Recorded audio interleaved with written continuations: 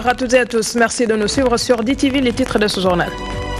Crash d'un hélicoptère militaire à Missira, Robert Sagna endeuillé. Il a perdu 5 membres de sa famille. Très peiné par cette tragédie, le président du groupe de réflexion pour la paix en Casamance confie que ses proches décédés seront enterrés à Ziguinchor et à Dakar.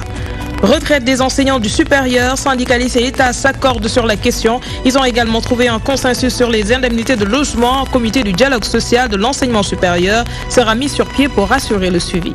Cité Bissap, plusieurs familles risquent l'expulsion. 11 d'entre elles ont déjà reçu leur sommation. Les occupants ne comptent pas bouger dans Iota. Ils parlent de forfaiture et préfèrent rejoindre les cimetières plutôt que de céder leurs biens. Et enfin, salaire insuffisant, manque criard de personnel. Entre autres mots, les agents techniques des pêches et de l'aquaculture exigent plus de considération. Un préavis de grève a été déposé ce jeudi à la table du ministre de la Pêche.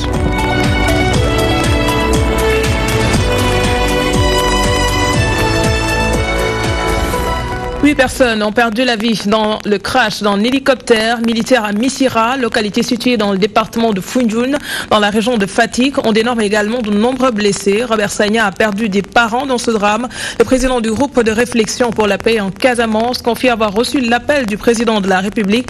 Il informe que ses proches décédés seront enterrés à Ziguinchor et à Dakar. Robert Sagna a été interrogé par Mambi Tayata. La plupart sont des membres de ma famille.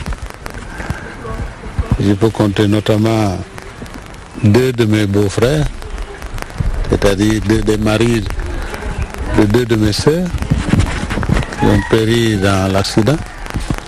J'ai perdu aussi un cousin germain, c'est-à-dire son papa est le grand frère de ma maman, donc nous sommes très proches. Il s'appelait Philippe, il est décédé lui aussi. Et un neveu qui également fait partie des décédés. Et une parente, Eliane Diatta, parmi les femmes. Dès le début du crash, le président Macky Sall m'a appelé parce qu'il pensait que j'étais effectivement dans le vol puisque je devais repartir moi aussi avec ce vol. Mais compte tenu du fait que beaucoup de villages et beaucoup de personnes étaient venues, je ne pouvais pas repartir le même jour, j'ai renoncé à repartir. Pas encore parce que, comme les faits sont récents, nous allons repartir sur Dakar. Les décisions se prendront là-bas. Bien sûr, il y en a qu'on va enterrer ici. Par ma voix, DTV présente ses sincères condoléances à Robert Sagna et à l'ensemble de la population. À présent, un autre point évoqué dans les titres, l'amélioration des conditions de retraite des enseignants du supérieur. L'État du Sénégal et le SAES, sur la même longueur d'onde, le porte-parole du gouvernement, Seydou Gueye, annonce un projet dans ce sens. Les indemnités de logement aussi ont fait l'objet de consensus. Pour veiller à la matérialisation des accords, un comité de dialogue social de l'enseignement supérieur sera mis sur pied. Les éclairages de Mohamedou Diallo. Une poignée de main en signe de satisfaction. Le gouvernement et le syndicat autonome de l'enseignement supérieur s'accordent sur l'amélioration des conditions de retraite des enseignants du supérieur. L'indice 1424 est mis en branle. Qui permet de faire passer ce taux de retraite entre 2018 et 2019 à 70%. Entre 2020 et 2021 à 80% pour arriver à l'horizon 2023 à 85% du dernier salaire comme étant la pension de retraite. Le projet de loi portant réforme du régime de retraite est en examen à l'Assemblée nationale. Il comporte des mesures drastiques. La suppression de l'écrêtement, qui est une modalité qui permet par cette suppression de donner plus de revenus, en tout cas qui permet de renforcer la pension de retraite. Il s'agit de l'intégration de l'indemnité de recherche spécifique de formation, spéciale de formation, dans l'assiette de calcul de la base de la retraite. S'agissant des indemnités de logement, des avancées sont notées. Pour les enseignants logés, il sera procédé à une retenue sur le salaire de 200 000 francs pour ceux qui sont logés dans des villas et une retenue de 150 000 francs pour ceux qui sont logés en appartement. À cela s'ajoute la mise sur pied d'un fonds social consacré aux 150 enseignants déjà à la retraite. Cette caisse sera alimentée par le gouvernement et enseignants et pour assurer le suivi de tous ces engagements, un comité de dialogue social de l'engagement supérieur sera mis en place. Les élèves des lycées et collèges de Thiès dans la rue pour demander au gouvernement de satisfaire les revendications des enseignants. Ils indiquent qu'ils sont les seuls perdants dans ce rapport de force entre autorités et syndicalistes. Ceux en classe d'examen souhaitent une fin d'année apaisée. L'inspecteur d'académie de Thiès rassure les potaches et affirme que la situation est en train d'être réglée. La correspondance de Daoud Tiandoub.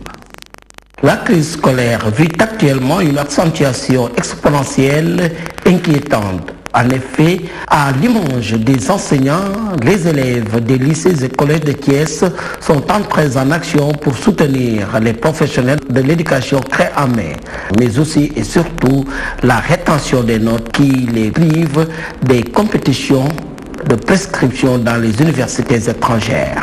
Le motif de la grève, comme tantôt mon camarade l'a dit, c'est pour aider nos professeurs à revendiquer ce que de droit. Pourquoi? On sait pertinemment que nous sommes interdépendants. Tant qu'ils n'auront pas ce qu'ils veulent, nous ne pourrons pas travailler dans les meilleures conditions. Nous ne réclamons pas une année normale. Ça, c'est trop tard pour le faire. Nous voulons juste une fin d'année quelque peu normale. Une fin d'année qui pourra nous permettre peut-être d'avoir le minimum de bagages pour aller aux examens. Parce que là, c'est mal parti. Nous ne sommes pas prêts. Nous ne sommes pas prêts du tout. Et si des élèves de terminale sont à la deuxième leçon en histoire, ça pose problème.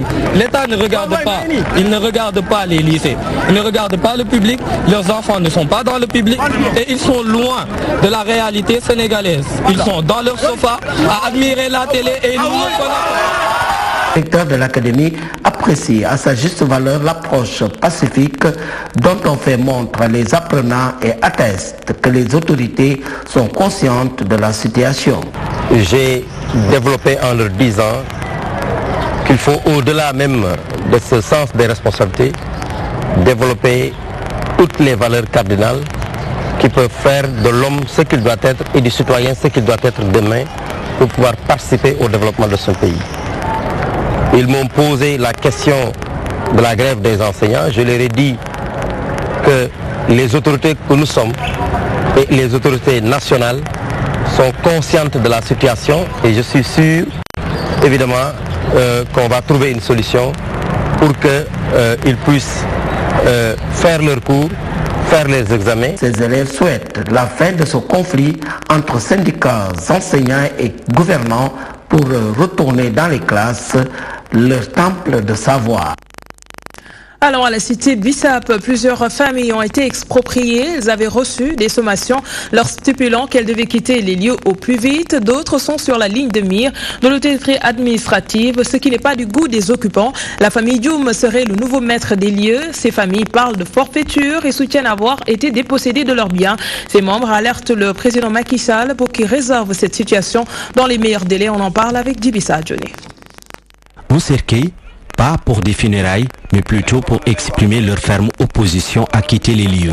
Les habitants de Cité Bissap se disent déterminés à défendre leur terre, quitte à y laisser leur vie. Nous ne comptons pas quitter ici, Inch'Allah, pour donner sa vie. Inch'Allah, nous sommes prêts à donner notre vie. Pour le moment, 11 familles ont reçu pour la deuxième fois consécutive une sommation selon les habitants de la Cité Bissap. Ce litige, les opposants à la famille Dioum, date de très longtemps. Propriétaire coutumier Lebou qui avait vendu à nos parents. Donc vers les années 60, il s'appelle Momodou Djen qui les a dit et il les avait fait des actes de vente. Donc c'est ce qu'ils avaient. Donc entre-temps vers les années 80, M. Momodou Dioum est venu pour revendiquer les terres avec un titre foncier. Donc ça c'est anormal. Alors que nos parents étaient là depuis les années 60. Déterminé, il interpelle le gouvernement à intervenir avant que la situation ne dégénère. Nous appelons les autorités pour qu'ils se réagissent le plus rapidement possible. Sinon, l'irréparable se produira. Cité Bissap, localité située à quelques kilomètres de Biscuiterie, elle est confrontée depuis un certain temps à une spoliation foncière. Les habitants de la localité sont prêts à en découdre avec la famille Dioum pour conserver ce qu'ils considèrent comme leur patrimoine. En voilà d'autres qui ne sont pas contents. Il s'agit des agents techniques des pêches et de l'aquaculture. Ils exigent plus de considération. Ces agents jugent le montant de leur salaire insuffisant. À cela s'ajoute le manque criard de personnel. Ces travailleurs ont déposé ce jeudi un préavis de grève pour alerter le ministre de la Pêche. D'ici un mois, disent-ils, s'ils n'ont pas d'écho favorable, ils entendent durcir le ton pour que leurs revendications soient satisfaites. Ils ont fait face à la presse ce matin. C'était en présence de Ndeye Fatimlo. Ce sont des agents de la pêche et de l'aquaculture très en colère qui ont fait face à la presse. Aujourd'hui, ils réclament le rehaussement de leur masse salariale. Selon eux, les agents techniques de la pêche restent les fonctionnaires qui bénéficient le moins d'avantages, d'où la faiblesse de leur salaire mensuel. La corporation technique du secteur de la pêche sont parmi les moins rémunérés de la fonction publique sénégalaise. Il est démontré qu'à hiérarchie égale, grades égaux, le traitement des ingénieurs des pêches ne représente que 37 à 65% de celui des autres cadres de la fonction publique. Les agents des pêches sont globalement lésés compte tenu de la modicité de la seule indemnité de responsabilité particulière dont ils ne disposent que depuis 2007 et l'absence de primes. L'effritement et le vieillissement du personnel du secteur de la pêche font que certaines structures sont très peu opérationnelles. Le recrutement des techniciens diplômés des écoles et instituts de formation est devenu une urgence. L'administration des pêches est confrontée à un double défi. Celui du départ de certains agents et du vieillissement du personnel restant. Sur environ 127 000 personnes émergentes sur le budget de l'État, notre ministère ne compte que 258 agents. Au Sénégal, nous assistons depuis un certain nombre d'années à un départ massif du personnel de la pêche. Certains, par le biais des concours professionnels, vont vers d'autres secteurs pour après changer de profession. Ces agents n'en peuvent plus de cette situation. Ils sont plus que jamais déterminés à en découdre. Ce jeudi, ils ont déposé un préavis de grève au niveau de leur ministère de tutelle. La lutte ne fait que commencer. Elle s'étendra dans tous les services du avec la mise en œuvre d'un plan d'action local, mais aussi la non-délivrance de certificats de salubrité des produits destinés à l'exportation par les industriels qui emploient des milliers de chefs de famille. Toutes les actions syndicales conformes à la loi seront mises à contribution. L'État injecte des millions dans le secteur de la pêche. De plus, ces agents estiment qu'ils jouent un rôle important dans le développement de l'économie du pays. Selon eux, leurs revendications sont légitimes et ils méritent beaucoup plus de considération et de meilleures conditions de travail. Le contrôle maritime sénégalais fait défaut et les navires ne sont plus inquiétés. Révélation du secrétaire général du syndicat national des observateurs. Il soutient qu'avec ses camarades, ils n'observent pas de grève, mais ils ont été débarqués de force des navires. Aujourd'hui, ils réclament le respect des accords signés, surtout le paiement des salaires de 1982 à 2002. La réaction d'Elhadj Habib Badiane au micro de notre reporter. Unique en mer, il fut l'œil et l'oreille de l'État. Et présentement, tous les observateurs sont débarqués des navires, aussi bien étrangers que nationaux. Alors ça aussi c'est un problème, et ce qui entraîne d'abord un pillage et un manque à gagner pour les finances publiques. Sachant que tous ces bateaux-là que vous entendez du Sénégalais sont des prête-noms.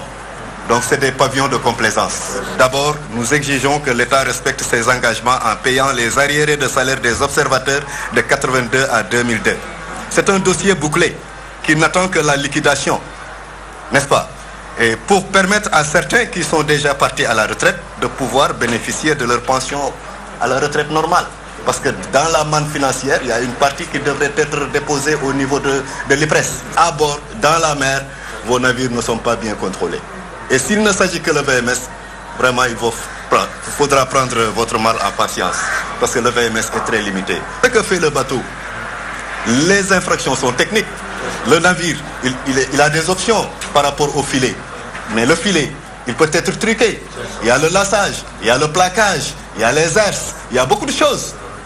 Et personne ne peut voir ça. Autre que l'œil et l'oreille de l'État qu'on a débarqué. Il paraîtrait qu'il y a des rumeurs qui disent que les observateurs sont en grève. Nous ne sommes jamais partis en grève.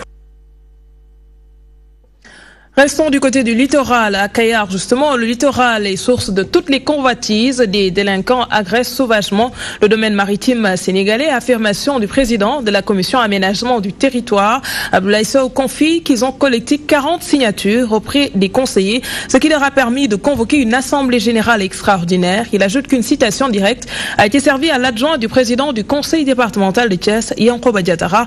Les explications d'Abdoulaye Sow au micro de Daoud Thiandoum. L'honneur est le plaisir d'informer que nous avons collecté 40 signatures. Ces 40 signatures nous permettent de convoquer une session extraordinaire et de définir l'ordre du jour. C'est ce que nous avons fait et nous l'avons déposé auprès du préfet, auprès des services du président du conseil départemental. Ce qui a été fait au niveau du domaine public maritime est désastreux. Et les conséquences sur le plan écologique et environnemental sont des conséquences non encore mesurables. Car les projets que les gens ont voulu faire en utilisant des engins de terrassement ont agressé sauvagement le domaine public maritime dans sa partie la plus fragile. Aujourd'hui, c'est la Constitution sénégalaise qui est debout pour faire face à ces grands délinquants, ces individus qui menacent la stabilité de l'écosystème dans nos côtes. Ils sont en train de poser des actes qui demain peuvent ruiner la vie de tout le département de Thiès, voire même de la Grande Côte. Et ça, c'est un combat qui appelle tous les citoyens, qui appelle tous les républicains. Ce n'est pas parce que nous sommes dans un agenda politique, que nous sommes dans un calendrier politique, qu'on peut se permettre de violer 4 lois de la République et rester impuni. Ça, les citoyens ne l'accepteront pas. Le 26 février, M. Yankoba Diatara, dans une conférence de presse, a montré des papiers. Il a dit que ces papiers, c'est Abdoulaye Sow qui les a signés pour autoriser à M. Cheikh Gueye l'autorisation d'occuper le domaine public maritime. Maintenant, ces propos livrent à lui devant le juge, car je lui ai servi une citation directe aujourd'hui pour qu'il vienne devant le juge le mardi prochain s'expliquer par rapport à ces propos-là. Moi, je suis convaincu qu'il va diffamer. J'ai réclamé 7 milliards pour un dédommagement, pour avoir ruiné mon image, que j'aurais à faire le tour du monde afin de réparer ça. Maintenant, les 7 milliards-là, s'il les paie, je vais tout verser dans le fond de l'environnement. Parce que je sais que les désastres que les gens ont créés au niveau du domaine public maritime, ce désastre-là, il faudra beaucoup de milliards pour le réparer.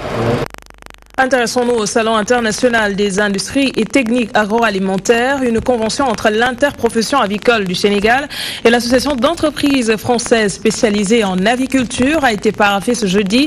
La biosécurité avicole tropicale était au cœur des échanges. Le ministre de l'élevage et des productions animales a axé son intervention sur l'innovation technologique. Aminata Menguidiaye a tenu à rassurer les acteurs sur la question des indemnisations avicoles. Nous voyons cela avec Elhaj Moussabé. Ont principalement porté sur les technologies nouvelles développées pour assurer la riposte contre les pathologies émergentes du secteur avicole. La maladie de Newcastle qui nous ravage la plupart de nos élevages, surtout au niveau de l'aviculture traditionnelle.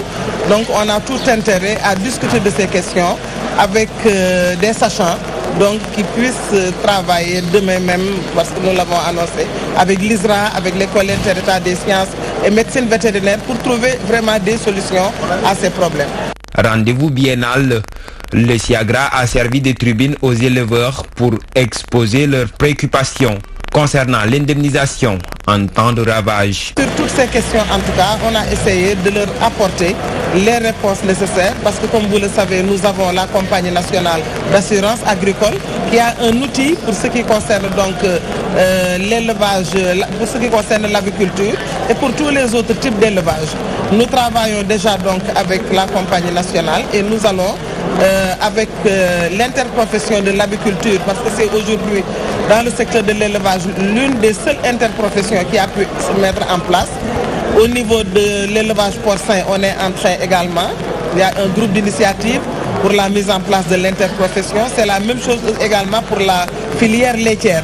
Le ministre de l'élevage et des productions animales a donné des gages pour accompagner les éleveurs dans l'achat de matériel avicole, aussi bien dans l'aviculture familiale comme industrielle.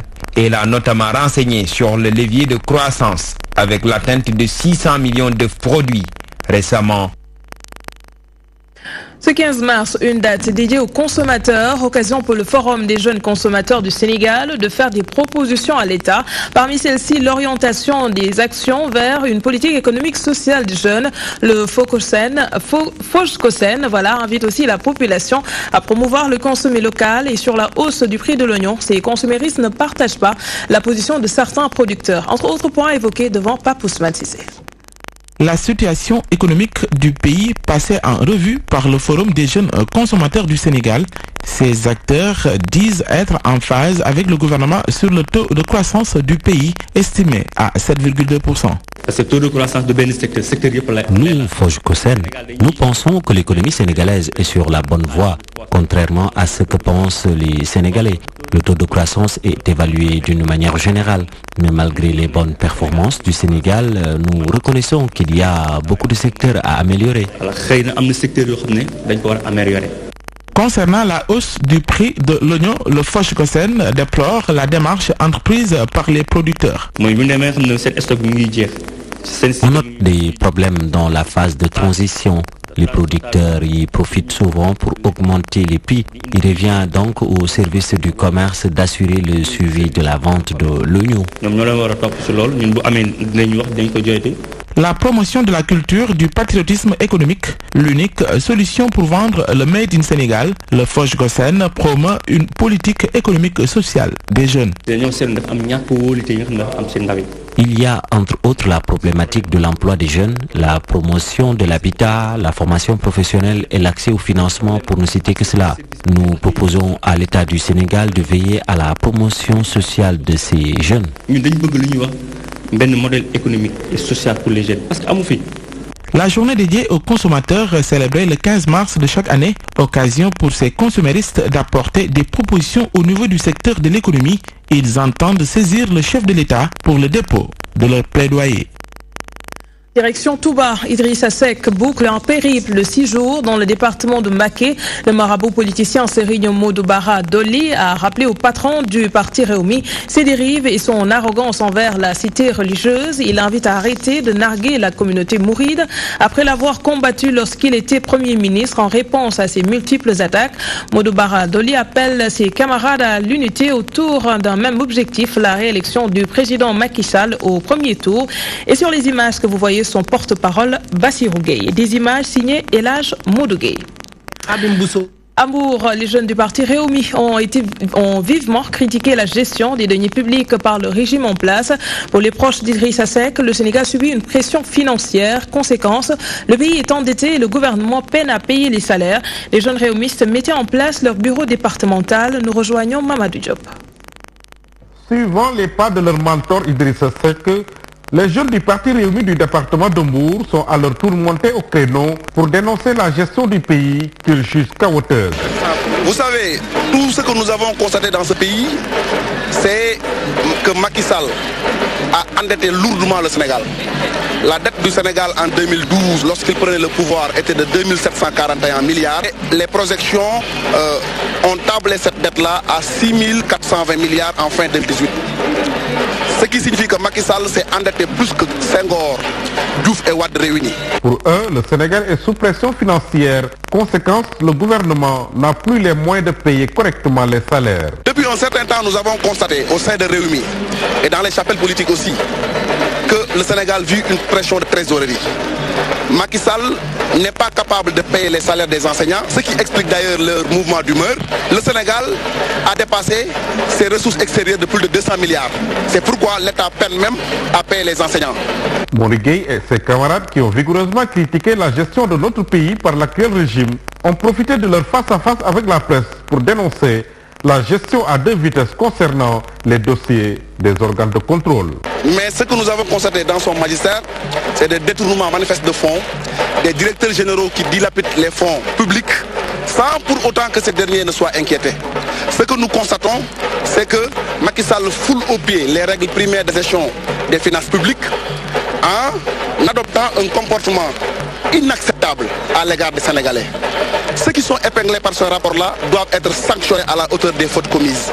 C'est ce que nous réclamons. Les camarades d'Idrissa Seck ont également déploré La répression de la dernière marche de l'opposition, Mori Gueye, vient d'être porté à la tête des jeunes du parti Rewmi du département de Mbour. Son objectif premier, élargir les bases de son parti afin de permettre à Idrissa Seck de gagner la prochaine élection présidentielle. Le président de la République ambitionne de construire un nouveau palais à Diamniadio. Pour beaucoup, les priorités sont ailleurs. Il demande au chef de l'État de se pencher sur la cherté de la vie, l'insécurité, le secteur éducatif, entre autres. Tous ne sont pas de cet avis. Certains accueillent ce chantier à bras ouverts. Selon eux, le président Macky Sall a une vision futuriste, un sujet de Yamakole. Le chef de l'État veut instaurer un deuxième palais à Diamniadio, une décision qui a soulevé beaucoup de polémiques. Certains Sénégalais, inquiets des problèmes qui gangrènent la société sénégalaise, déplorent cette mesure. D'autres l'accueillent à bras ouverts. Franchement, je ne sens ni le besoin ni la pertinence d'un tel projet. Nous avons tellement de priorités et le président de la République devrait s'y pencher.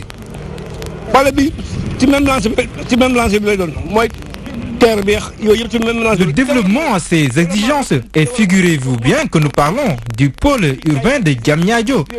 Toutes ces infrastructures vont dans ce sens et c'est une très bonne chose pour notre économie. À l'approche des élections, une décision tout à fait politique selon ce monsieur. Il ajoute que le chef de l'État doit régler les maux du système éducatif avant de se lancer dans ce genre de projet.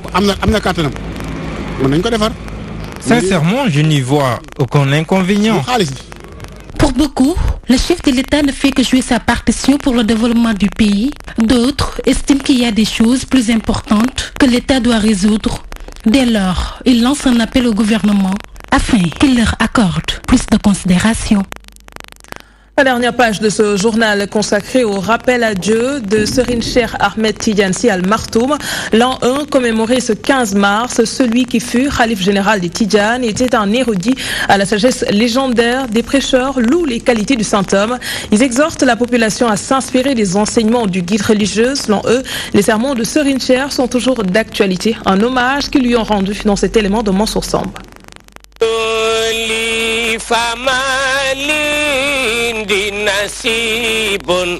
Le 15 mars 2017, une date inoubliable, un personnage atypique incarnant de multiples facettes, tiré sa révérence. Il s'agit de Cheikh Ahmed Tidiane Sy Al Maktoum. Un an après sa disparition, Mam Cheikh est encore l'absent le plus présent. J'ai été le voir un jour, après le déjeuner. Il m'a posé cette question. Il m'a dit, mais Mansour Mbaye, est-ce que tu sais ce qui peut m'empêcher de boire mon café après le déjeuner? Très étonné, je lui rétorque, ah bon, quelqu'un était capable de vous empêcher de boire votre café? Il m'a dit, oh aussi, il n'y a qu'une seule chose qui pouvait m'en empêcher. Un homme multidimensionnel, politique, religieux, social, entre autres, Al Maktoum n'a jamais été indifférent à la gestion des affaires de la cité. D'abord, il a rencontré Cheikh Ibrahim Niass et une grande rencontre avait été organisée à l'époque. Beaucoup de chefs religieux étaient présents et Serigne Cheikh Ahmed Tidiane Sy Al Maktoum les a convaincus en leur expliquant toute l'importance qui résidait dans la création d'un parti politique. C'était pour revendiquer leurs droits et mener leur propre combat. Et unanimement, Cheikh Ahmed Tidiane Sy Al Maktoum a été porté à la tête. Dans son poème intitulé Ya Ayyuhal Awladou, Mam Cheikh laisse un message aux jeunes du pays et qui se résume en 3 principes. Il y avait nos ancêtres comme Cheikh Al-Hajj Mal, Cheikh Ahmadou Bamba, Cheikh Al-Hajj Omar Al-Fouti, c'est-à-dire qui ont tracé le chemin, c'est-à-dire pour acquérir le savoir. Donc, il faut se mettre sur ce chemin-là pour, c'est-à-dire pour avoir la... Fils mystique et mythique de Serigne Babacar Sy et de Sokhna Astou Kane, Seydi Cheikh a quitté ce bas monde